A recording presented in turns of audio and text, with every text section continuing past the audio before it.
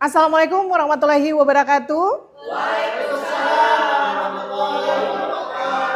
Selamat pagi, salam sejahtera bagi kita semua, Bapak Ibu. Halo, apa kabar?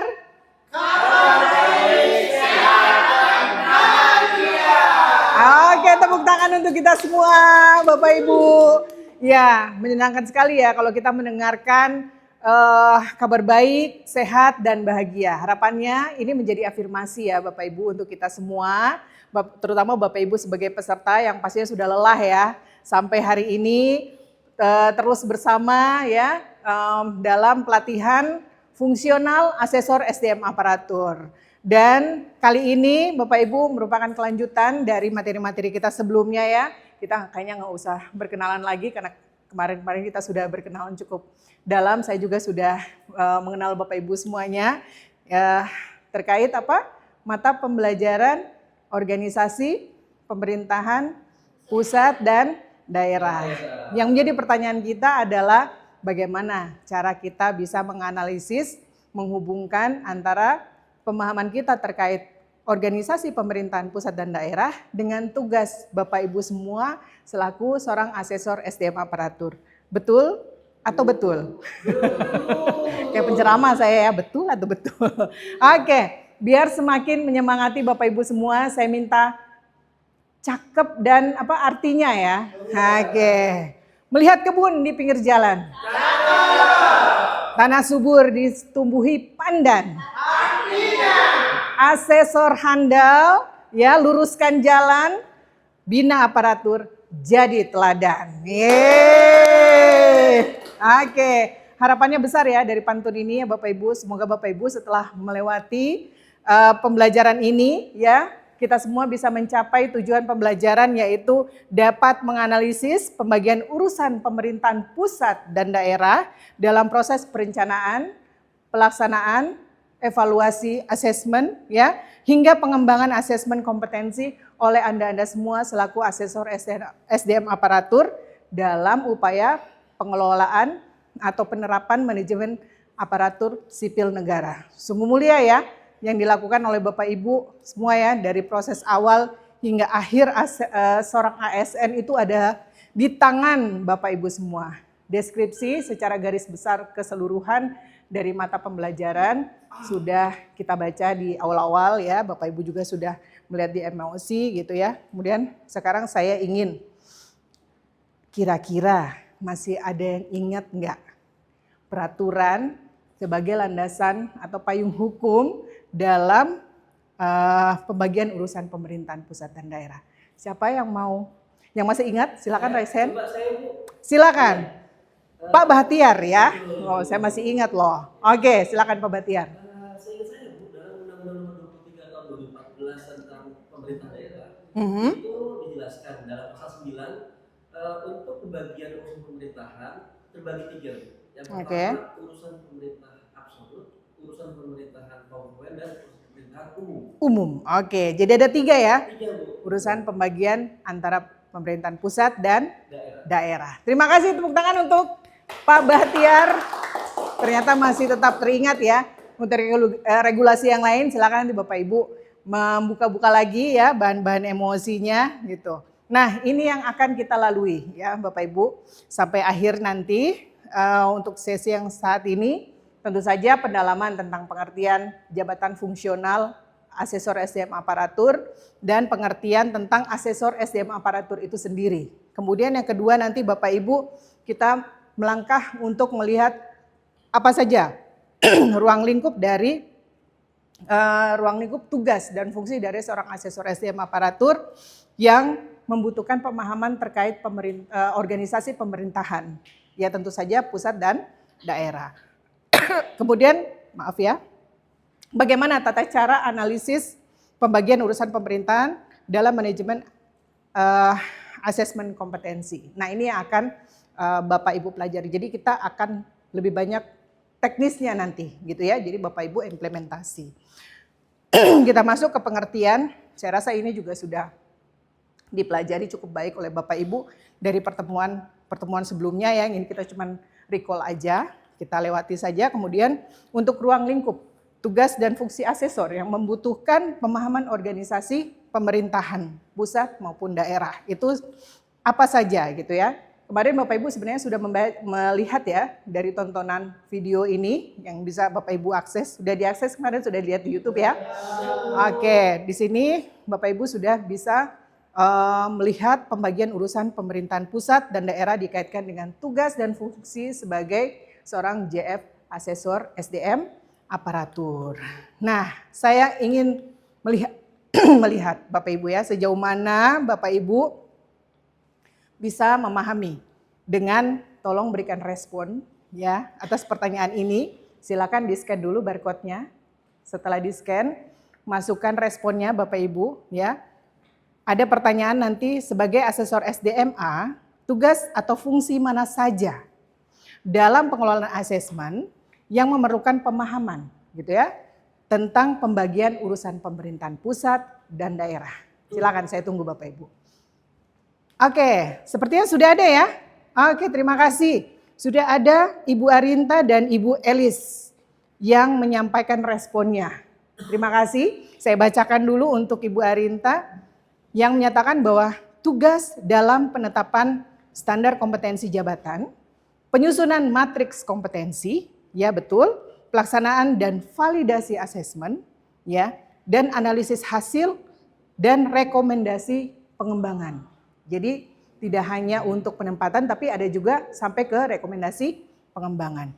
Dan Ibu Elis sudah menyampaikan hampir seluruh siklus ya pengelolaan asesmen mulai dari analisis kebutuhan sampai evaluasi itu memerlukan ya pemahaman pembagian urusan pemerintahan pusat dan daerah. Luar biasa, tepuk tangan Bapak Ibu apa yang sudah disampaikan oleh Ibu Arinta dan juga Ibu Elis ya. Oke, kita bungkus dulu ya Bapak Ibu dan kita memastikan apakah benar.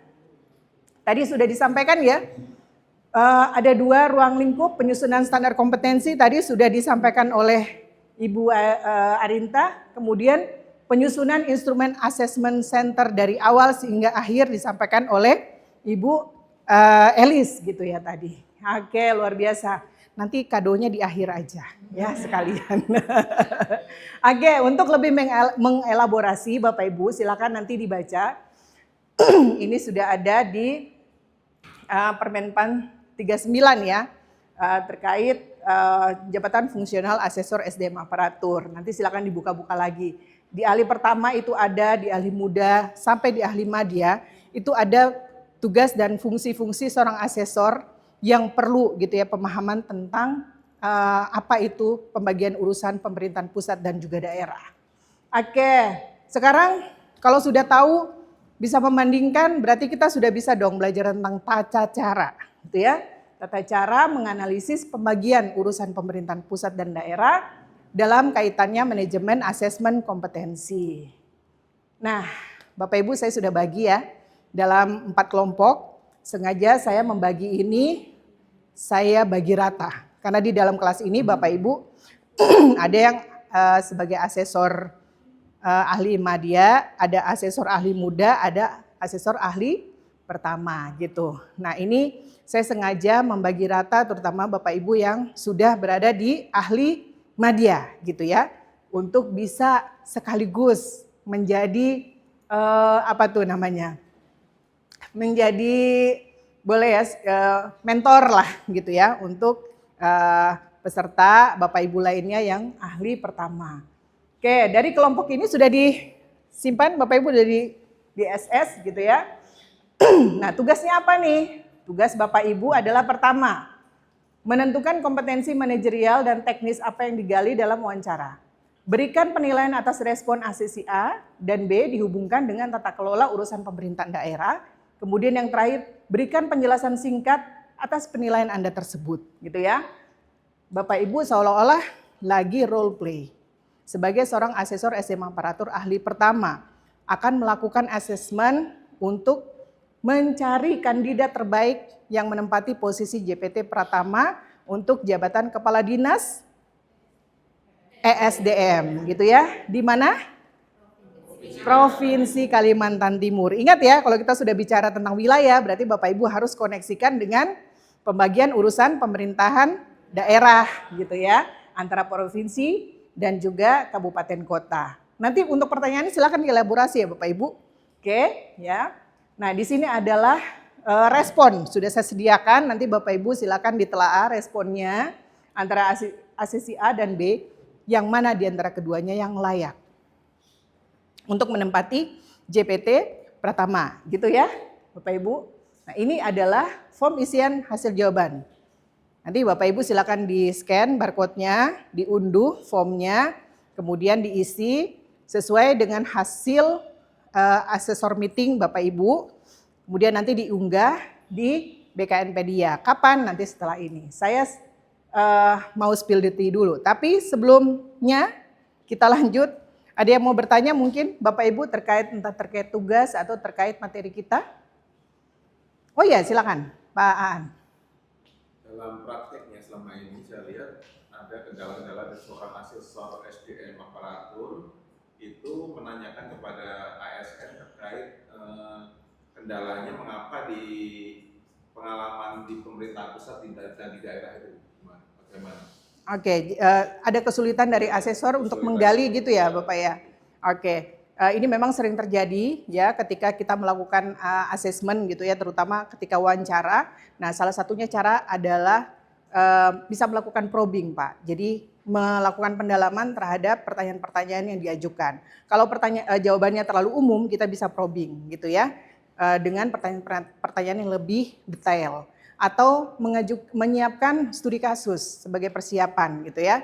Atau juga bisa menyiapkan role play. Tapi role play terlalu sulit ya, terlalu kompleks gitu. Jadi boleh kita coba dengan probing terlebih dahulu. Seperti itu ya Pak Aan. Ya, terima kasih. Oke.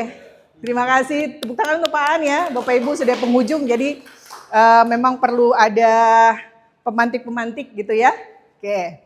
Nah, ini saya mau spill the tea Bapak Ibu, apa yang harus dilakukan ketika Bapak Ibu mau menganalisis gitu ya. Jadi Bapak Ibu pelajari Undang-Undang Nomor 23, terutama di pembagian urusan untuk bidang ESDM gitu ya, bidang energi dan sumber daya mineral gitu.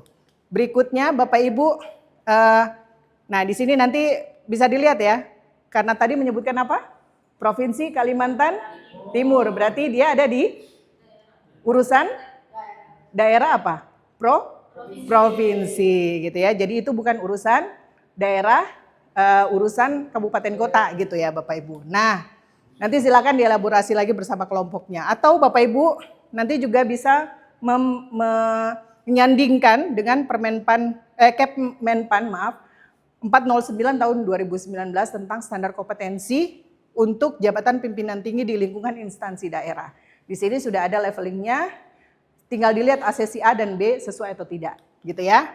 Oke, diunggah di sini batas waktu 24 September 2025 pukul 23 tahun pukul ya 23:59. Oke. Bapak Ibu, semuanya sudah saya sampaikan, tapi saya ingin melihat sejauh mana Bapak Ibu memahami.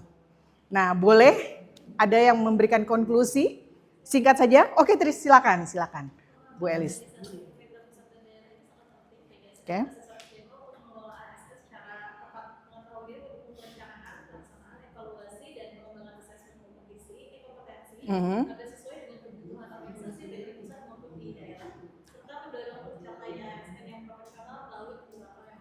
Wow, luar biasa komprehensif ya. Tepuk tangan Bapak Ibu. Oke, konklusi sudah disampaikan, maka saya beri hadiah dengan pantun penutup. Mohon cakepnya. Pergi belayar menuju selatan. Singgah sejenak di dermaga tua. Asesor hadir jalankan amanah negara, temukan yang terbaik demi pusat dan daerah. Oke, Bapak Ibu, saya rasa demikian ya Bapak Ibu. Untuk hari ini, terima kasih atas antusiasmenya, ya keaktifan di kelas. Dan sebelum saya akhiri dengan salam, saya mau menyampaikan permohonan maaf dan ucapan terima kasih sekali lagi. Assalamualaikum warahmatullahi wabarakatuh dan selamat pagi. Tepuk tangan untuk kita semua. Hadiah.